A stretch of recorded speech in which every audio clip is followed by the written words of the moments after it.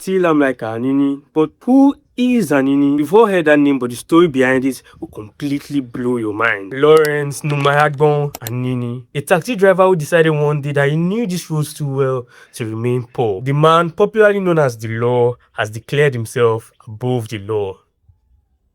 In 1986, Anini walked into a bank and robbed it. And that's not the shocking part though. The shocking part was he wrote a letter to the new Nigerian bank that since he intended to visit at any time, the sum of 10,000 naira should be set aside for him, waiting for his arrival. And before you laugh, 10,000 naira was life-changing money in the 1980s. I mean, that could buy you 3 luxury cars. And you see, the bank couldn't dare to go to the police to report. Rather, they went to the Oba of Benin. Because of course, nobody trusted the police to stop Anini. And here's why. The deputy superintendent of police, George Yamu, was personally supplying Anini with weapons and suppressing police investigations against him. The man sent to catch him was arming him. Anini didn't just evade the law, he had the law in his pockets, like he took her for pocket. By October 1986, Anini had become a national embarrassment. He was so untouchable that he had 3 of Nigeria's 19 states in his fingertips: Ondo, Anambra, Bendel, which is a mix of modern-day Edo and Delta states. Babangida himself, in a council meeting, had to talk to the Inspector General of Police and asked, "My friend, where is Anini? Please, where is Anini?"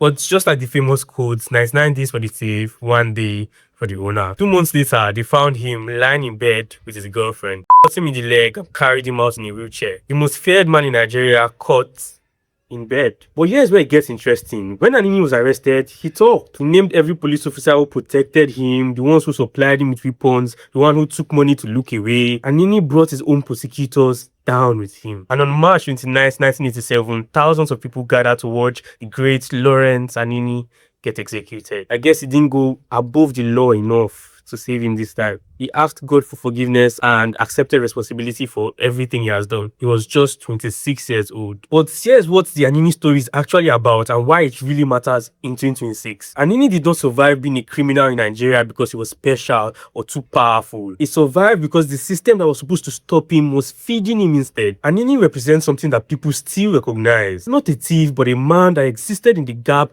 between a system that had failed its people and the chaos that that system creates. Thus, the question isn't why Anini happened, it is what gap is the next Anini already living in?